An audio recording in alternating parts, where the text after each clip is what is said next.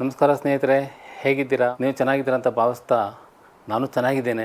Anand astro ವಿಷನ್ಗೆ ಸ್ವಾಗತ ಕೋರ್ತೀನಿ. ಈ ದಿವಸ ನಮ್ಮ ಆತ್ಮೀಯ ವೀಕ್ಷಕರು ಒಬ್ಬರು ಒಂದು ಕೇಳಿದ್ರು, ಏನಂದರೆ ನೀವು ಲಗ್ನ ಅಂತ ಎಷ್ಟು ಡಿಟೇಲಾಗಿ ಹೇಳ್ತಾ ಇರ್ತೀರಲ್ಲ, ಲಗ್ನಗೂ ರಾಶಿಗೂ ಏನು ವ್ಯತ್ಯಾಸ?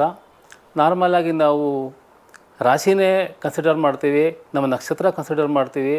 ಯಾರಾದರೂ ಕೇಳಿದ್ರೆ ನಮ್ಮ ರಾಶಿ ನಕ್ಷತ್ರ ಹೇಳ್ತೀವಿ. ದೇವಸ್ಥಾನದಲ್ಲಿ ಅರ್ಚನೆ ಅಷ್ಟೋತ್ತರ ಮಾಡಿಸ್ಬೇಕಾದ್ರೂ ನಮ್ಮ ರಾಶಿ ನಮ್ಮ ನಕ್ಷತ್ರನ ಹೇಳ್ತೀವಿ. ಲಗ್ನದ ಬಗ್ಗೆ ನಾವು ಹೇಳೋದೇ ಇಲ್ಲ. ನೀವು ಇಷ್ಟು ಡೀಟೇಲಾಗಿ ಯಾಕೆ ಸ್ಟ್ರೆಸ್ ಮಾಡಿ ಹೇಳ್ತಿದ್ದೀರಾ ಅಂತ ಒಂದು ಕೇಳಿದ್ರು. ಆ ಕಾರಣದಿಂದ ನಾನು ಲಗ್ನಗೂ ರಾಶಿಗೂ ವ್ಯತ್ಯಾಸ ಏನು, ಅದು ಎರಡು ಏನೇನು ಸೂಚನೆ ಮಾಡುತ್ತೆ, ಎರಡು ಯಾಕೆ ಇಂಪಾರ್ಟೆಂಟು ಅನ್ನೋದು ಕೆಲವು ಕಾನ್ಸೆಪ್ಟ್ಸು, ಕೆಲವು ವಿಷಯಗಳನ್ನು ನಿಮ್ಮ ಮುಂದೆ ತೊಗೊಂಡ್ಬಂದಿದ್ದೀನಿ. ಇದು ನಾನು ತುಂಬ ಸಿಂಪಲ್ಲಾಗಿ ಹೇಳ್ತೀನಿ. ನೀವು ಮಾತಾಡೋ ಥರನೇ ಹೇಳ್ತೀನಿ. ಟೆಕ್ನಿಕಲ್ ಭಾಷೆ ನಾನು ಯೂಸ್ ಮಾಡೋದಿಲ್ಲ. ಎಲ್ರಿಗೂ ಇದು ಅರ್ಥ ಆಗಬೇಕು. ಆ ಕಾರಣದಿಂದ ನಾರ್ಮಲಾಗಿ ಲಗ್ನ ಅಂತ ಹೇಳಿದ್ರೆ, ನಾವು ಹುಟ್ಟಿದಾಗ ಪೂರ್ವ ದಿಕ್ಕಿನಲ್ಲಿ ಸೂರ್ಯ ಎಲ್ಲಿ ಸ್ಥಿತನಾಗಿರ್ತಾನೋ ಆ ರಾಶಿನೇ ನಾವು ಲಗ್ನ ಅಂತ ಟ್ರೀಟ್ ಮಾಡ್ತೀವಿ. ಮತ್ತು ಯಾವ ಡಿಗ್ರಿನಲ್ಲಿರುತ್ತೆ, ಯಾವ ನಕ್ಷತ್ರದಲ್ಲಿರುತ್ತೆ ಆ ರಾಶಿನಲ್ಲಿ, ಅದ್ರ ಪ್ರಕಾರ ಲಗ್ನ ಇಂಥ ನಕ್ಷತ್ರದಲ್ಲಿ ಇಂಥ ಡಿಗ್ರಿನಲ್ಲಿ ಇದೆ ಅಂತ ನಾವು ಟ್ರೀಟ್ ಮಾಡ್ತೀವಿ. ಎರಡನೇದಾಗಿ ಲಗ್ನ ಏನು ಸೂಚನೆ ಮಾಡುತ್ತೆ ಅಂದರೆ, ಬೇಸಿಕ್ಕಾಗಿ ಜಾತಕನ ದೇಹನ ಸೂಚನೆ ಮಾಡುತ್ತೆ, ಅವರ ವ್ಯಕ್ತಿತ್ವ ಸೂಚನೆ ಮಾಡುತ್ತೆ, ಸ್ವಭಾವ ಸೂಚನೆ ಮಾಡುತ್ತೆ, ಜೀವನದ ದಾರಿ, ದಟ್ ಮೀನ್ಸ್ ನಮ್ಮ ಜೀವನ ಯಾವ ಥರ ಸಾಗುತ್ತೆ ನಮ್ಮ ಎಂಡ್ ಆಗೋವರೆಗೂ ಅನ್ನೋದು ಸೂಚನೆ ಮಾಡುತ್ತೆ. ನಮ್ಮ ಆರೋಗ್ಯನ ಸೂಚನೆ ಮಾಡುತ್ತೆ. ಮತ್ತು ನಮ್ಮ ಹೊರಗಿನ ವ್ಯಕ್ತಿತ್ವ, ನಾವು ಯಾವ ಥರ ಇದ್ದೀವಿ, ಜನರ ಮುಂದೆ ಯಾವ ಥರ ಪ್ರೆಸೆಂಟ್ ಆಗ್ತೀವಿ, ಅದು ಸೂಚನೆ ಮಾಡುತ್ತೆ. ಇದು ಅಂತ ಸಿಂಪಲ್ ಸೂಚ್ಯವಾಗಿ ಇದು, ಯಾಕಂದರೆ ಇದು ತುಂಬ ಅಗಾಧವಾಗಿ ಇರುತ್ತೆ. ನಾನು ಎಷ್ಟು ಇಂಪಾರ್ಟೆಂಟ್ ಬೇಕೋ ಅಷ್ಟು ಮಾತ್ರ ಒಂದು ಸಿಂಪಲ್ಲಾಗಿ ನಿಮಗೆ ಅರ್ಥ ಆಗೋ ಥರ ಹೇಳೋದಕ್ಕೆ ನಾನು ಪ್ರಯತ್ನ ಪಡ್ತೀನಿ. ಆಮೇಲೆ ಮತ್ತೆ ಲಗ್ನದಿಂದ ವ್ಯಕ್ತಿಯ ಜಾತಕರ ಮುಖ ಹೇಗಿರುತ್ತೆ, ಎತ್ತರ, ಬಲ, ದೇಹದ ಆಕರ್ಷಣೆ, ಆರೋಗ್ಯ, ಇವೆಲ್ಲ ತಿಳಿಬೋದು. ಇದೇ ವೆರಿ ಇಂಪಾರ್ಟೆಂಟ್. ಇದೇ ಲಗ್ನ ಸೂಚನೆ ಮಾಡುತ್ತೆ. ಮತ್ತು ನಮ್ಮ ಜಾತಕದ 12 ಭಾವಗಳು ಏನಿರುತ್ತೆ ಲಗ್ನದಿಂದ, ಅದನ್ನು ನಾವು ಲಗ್ನದಿಂದನೇ ಕೌಂಟ್ ಮಾಡ್ತಾ ಹೋಗ್ತೀವಿ.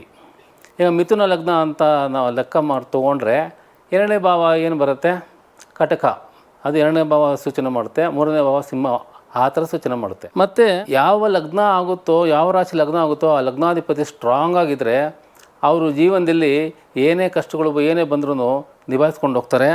ಒಳ್ಳೆ ಆರೋಗ್ಯ ಇರುತ್ತೆ, ಯಶಸ್ಸು, ಸೆಲ್ಫ್ ಕಾನ್ಫಿಡೆನ್ಸು, ಜೀವನದಲ್ಲಿ ಬೆಳವಣಿಗೆ ಸೂಚನೆ ಆಗುತ್ತೆ. ಬಟ್ ಲಗ್ನಾಧಿಪತಿ ಸ್ಟ್ರಾಂಗ್ ಆಗಿರಬೇಕು, ಒಳ್ಳೆ ಪ್ಲೇಸಲ್ಲಿರಬೇಕು, ಒಳ್ಳೆ ನಕ್ಷತ್ರದಿರಬೇಕು, ಮಿತ್ರ ಗ್ರಹಗಳ ಒಂದು ಸಂಬಂಧಗಳಿರಬೇಕು.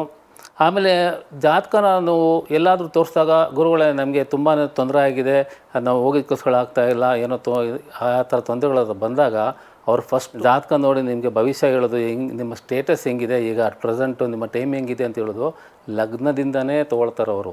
ಲಗ್ನನೇ ವೆರಿ ಇಂಪಾರ್ಟೆಂಟು, ಅದರಿಂದನೇ ಹೇಳ್ತಾರೆ.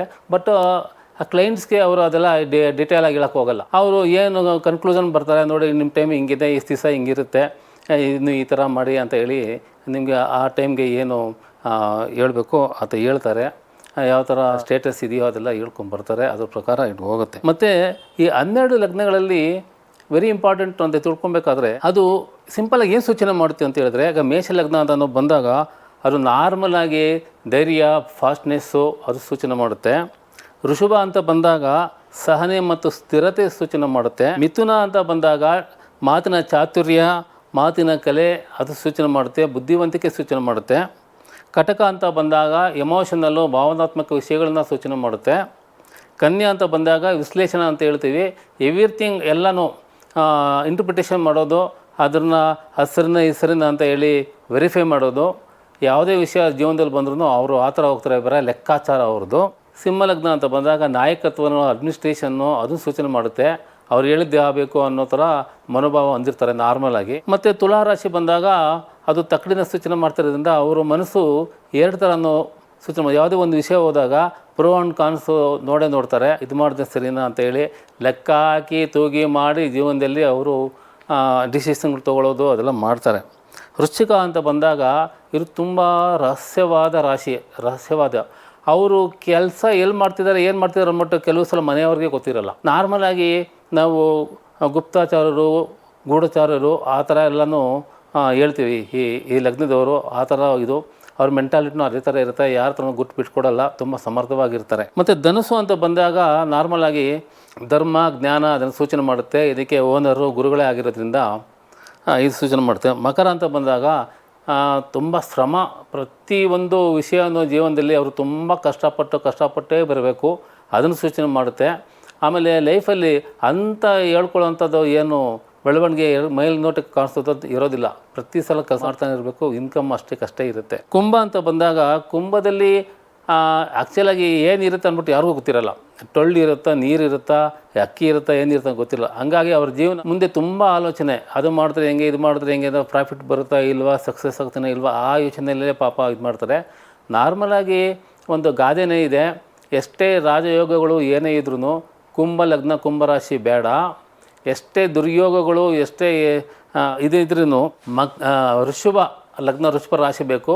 ಅದು ಋಷಭ ರಾಶಿ ಋಷಭ ಲಗ್ನ ಆದರೆ ಅದನ್ನು ಸಂಬಂಧಪಟ್ಟ ಜೀವನಕ್ಕೆ ಅಲ್ಲಿ ಕಂಫರ್ಟಬಲ್ ಆಗಿ ಆರಾಮಾಗಿ ಕಂಫರ್ಟಬಲಾಗಿ ಹೋಗ್ತಾರೆ. ಏನು ಪ್ರಾಬ್ಲಮ್ ಬರ್ತಾ ಇರುತ್ತೆ, ಬಂದ್ರೂ ದೇ ವಿಲ್ ಕಮ್ ಔಟ್. ಮತ್ತು ಮೀನ ಏನಂತ ಹೇಳಿದ್ರೆ ಅದು ಆಧ್ಯಾತ್ಮ ಸೂಚನೆ ಮಾಡುತ್ತೆ, ಆಮೇಲೆ ಸ್ಟ್ಯಾಗ್ನೇಷನ್ ಸೂಚನೆ ಮಾಡುತ್ತೆ, ಆಮೇಲೆ ನಾವು ಏನು ಸಂಪಾದನೆ ಮಾಡ್ತೀವಿ ಜೀವನದಲ್ಲಿ ಅದನ್ನು ವ್ಯಯ ಆಗುವಂಥ ಸೂಚನೆ ಮಾಡಿದೆ. ನಮ್ಮ ಕಾಲಪುರುಷನ ಕುಂಡಲಿ ಪ್ರಕಾರ ಮೀನ ವ್ಯಯಸ್ಥಾನ, ಮೇಷ ಒಂದನೇ ಲಗ್ನ ಅಂತ ಹೇಳ್ತೀವಿ. ಮತ್ತು ಈ ರಾಶಿ ಅಂತ ಒಂದು ಬಂತು, ಇಷ್ಟೊತ್ತು ನಾನು ಲಗ್ನದ ಬಗ್ಗೆ ಒಂದು ಸೂಚ್ಯವಾಗಿ ಹೇಳಿದ್ದೀನಿ. ರಾಶಿ ಅಂತ ಬಂದಾಗ ನೀವು ಹುಟ್ಟಿದಾಗ ಜಾತಕ ನಾವು ಏನು ಜನ್ರೇಟ್ ಮಾಡ್ತೀವಿ, ಆವಾಗ ಚಂದ್ರ ಯಾವ ರಾಶಿನಲ್ಲಿದ್ದಾನೆ, ಯಾವ ನಕ್ಷತ್ರದಲ್ಲಿದ್ದಾನೆ, ಅದೇ ನಿಮ್ಮ ರಾಶಿ ಆಗುತ್ತೆ. ಅದು ಚಂದ್ರ ಮನೋಕಾರಕ ಅಂತ ಹೇಳ್ತೀವಿ.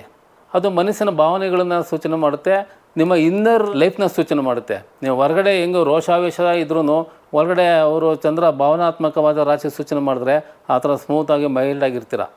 ಸೊ ಅದನ್ನು ನಿಮ್ಮ ಇನ್ನರ್ ವರ್ಲ್ಡ್ ಸೂಚನೆ ಮಾಡುತ್ತೆ. ಆಮೇಲೆ ಇದು ವ್ಯಕ್ತಿಯ ಯೋಚನೆ, ಸ್ವಭಾವ, ಮನಸ್ಸಿನ ಸ್ಥಿತಿ, ಪ್ರತಿಕ್ರಿಯೆ ಏನಾದರೂ ಸೂಚನೆ ಮಾಡುತ್ತೆ. ಇದು ದೈನಂದಿನ ಅನುಭವಗಳು. ನಾರ್ಮಲಾಗಿ ಚಂದ್ರ ಸಂಚಾರದಲ್ಲಿ ಒಂದು ರಾಶಿನಲ್ಲಿ 2 ಕಾಲ ದಿವಸ ಇರ್ತಾನೆ. ಸೊ ಅವನ ಫಲಗಳು ತುಂಬ ಫಾಸ್ಟಾಗಿ ಬರ್ತಾ ಇರ್ತವೆ, ಹೋಗ್ತಾ ಇರುತ್ತೆ, ನಮಗೆ ಗೊತ್ತೇ ಆಗೋದಿಲ್ಲ. ಆ ಚಂದ್ರ ಅವತ್ತಿನ ದಿವಸ ಮುಷ್ಟಾನ್ನ ಭೋಜನ ಅಂತ ಒಂದು ಸೂಚನೆ ಕೊಟ್ಟಿದ್ರೆ ನಾವು ಆಫೀಸ್ಗೆ ಹೋಗ್ಬೇಕಾದ್ರೆ ಡಬ್ಬಿನಲ್ಲಿ ಒಂದಿಷ್ಟು ತಿಂಡಿ ತೊಗೊಂಡೋಗಿರ್ತೀವಿ. ಬಟ್ ಆ ಟೈಮಲ್ಲಿ ಮುಷ್ಟಾನ್ನ ಭೋಜನ ಆಗಲೇಬೇಕಲ್ವಾ. ಯಾರು ಫ್ರೆಂಡ್ಸ್ ಇರ್ತಾರೆ, ಯಾರು ಫ್ರೆಂಡ್ಸ್ ಬರ್ತಾರೆ ನಿಮಗೆ, ಅಯ್ಯೋ ಅಲ್ಲಿ ಡಬ್ಬಿ ಅಲ್ಲಿ ಕೊಡಪ್ಪ ಯಾರಿಗಾದ್ರೂ ನಡಿ, ನಾವು ಒಳ್ಳೆ ಹೋಟ್ಲಿಗೆ ಒಳ್ಳೆ ಊಟ ಮಾಡೋಣ ಅಂತ ಹೇಳ್ತಾರೆ. ಊಟಕ್ಕೆ ಹೋಗ್ತೀರಾ, ಅದು ನಿಮಗೆ ಮುಂಚೆ ಪ್ಲಾನ್ ಇರೋದು ಡಬ್ಬಿನಲ್ಲಿ ಊಟ ಮಾಡಬೇಕು, ಮಧ್ಯಾಹ್ನ 1:15 ಲಂಚ್ ಅವರ್ಲಿ ಅಂತ.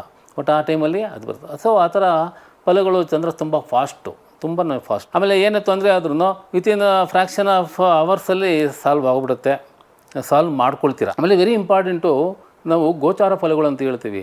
ನಮ್ಮ ರಾಶಿಯಲ್ಲಿ ಗ್ರಹಗಳ ಸಂಚಾರನ ಫಲಗಳು ಚಂದ್ರ ಆ ರಾಶಿಯಿಂದನೇ ನಾವು ಕೌಂಟ್ ಮಾಡ್ತೀವಿ, ಆ ರಾಶಿಯಿಂದನೇ ನಾವು ಫಲ ಹೇಳ್ತೀವಿ. ಅದು ವೆರಿ ಇಂಪಾರ್ಟೆಂಟು. ಮತ್ತು ನಮ್ಮ ಜೀವನದ ದಾರಿ ಹೇಗೆ ಸಾಗುತ್ತೆ ಅಂದರೆ, ಚಂದ್ರ ಯಾವ ನಕ್ಷತ್ರದಲ್ಲಿದ್ದಾನೆ ಆ ನಕ್ಷತ್ರ ಅಧಿಪತಿ ದಶೆ ಶುರು ಆಗುತ್ತಲ್ಲ, ಅಲ್ಲಿಂದನೇ ಶುರು ಆಗುತ್ತೆ.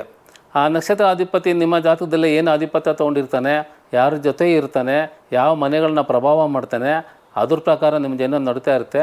ನಾರ್ಮಲಾಗಿ ನನ್ನ ಒಂದು ವ್ಯೂ ಪ್ರಕಾರ ಒಂದು 40% ಗೋಚಾರ ಫಲಗಳ ಪ್ರಕಾರ, ಒಂದು 40% ನಮ್ಮ ದಶಾಭುಕ್ತಿ ಪ್ರಕಾರ ನಡ್ಕೊಂಡು ಹೋಗ್ತಾ ಇರುತ್ತೆ.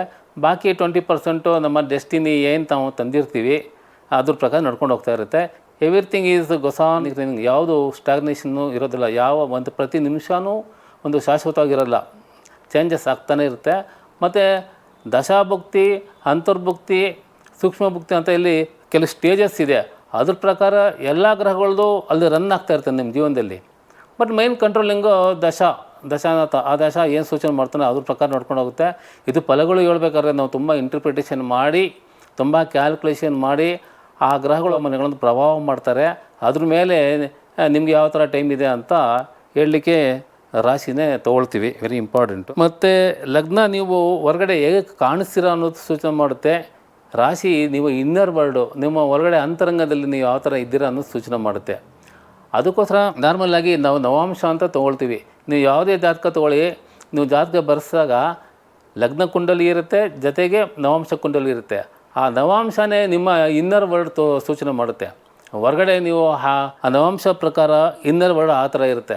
ಎಕ್ಸಾಂಪಲ್ಲು, ನಾನು ಹೊರಗಡೆ ಟಿಪ್ ಟಾಪಾಗಿ ಡ್ರೆಸ್ ಮಾಡಿರ್ತೀನಿ, ಇದು ಮಾಡಿರ್ತೀನಿ, ಹಂಗಾಗಿ ಒಳಗಡೆ ನಾನು ಊಟ ಮಾಡಿರ್ತೀನೋ ಇಲ್ಲೋ ಯಾರಿಗೂ ಗೊತ್ತಾಗಲ್ಲ, ನಂತರ ದುಡ್ಡು ಇರುತ್ತೋ ಇಲ್ಲೋ ಯಾರಿಗೂ ಗೊತ್ತಾಗಲ್ಲ.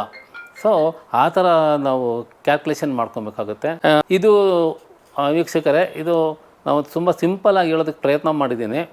ಇದು ತುಂಬ ಅಗಾಧವಾಗಿರುತ್ತೆ. ಇನ್ನು ನಾವು ಡೀಪು ಝೂಮ್ ಆಗ್ತಾ ತುಂಬಾ ವಿಷಯಗಳು ಬರ್ತಾ ಇರುತ್ತೆ. ಅದು ಅದಕ್ಕೆಲ್ಲ ಒಳ್ಳೆ ಕ್ಯಾಲ್ಕುಲೇಷನ್ಸ್ ಇರಬೇಕು, ಒಳ್ಳೆ ಇಂಟರ್ಪ್ರಿಟೇಷನ್ ಇರಬೇಕು, ಒಳ್ಳೆ ಗ್ರಾಸ್ಪಿಂಗ್ ಪವರ್ ಇರಬೇಕು. ಆಗ ನಾವು ಜಾತಕನ ಒಳ್ಳೆ ಕರೆಕ್ಟಾಗಿ ಅಟ್ಲೀಸ್ಟು ನಮ್ಮ ಯೋಗ್ಯತೆ ಪ್ರಕಾರ ನಾವು ಒಂದು ಅನಲೈಸ್ ಮಾಡೋದಕ್ಕೆ, ಒಂದು ಪ್ರಿಡಿಕ್ಷನ್ ಮಾಡೋದಕ್ಕೆ ಅನುಕೂಲ ಆಗುತ್ತೆ. ಈ ವಿಡಿಯೋ ನಿಮಗೆ ಇಷ್ಟ ಆಗಿದರೆ ದಯವಿಟ್ಟು ಶೇರ್ ಮಾಡಿ, ಲೈಕ್ ಮಾಡಿ, ಸಬ್ಸ್ಕ್ರೈಬ್ ಮಾಡಿ. ನಮಸ್ಕಾರ. ಮತ್ತೆ ಮುಂದಿನ ವಿಡಿಯೋದಲ್ಲಿ ನಾನು ಸಿಗ್ತೇನೆ.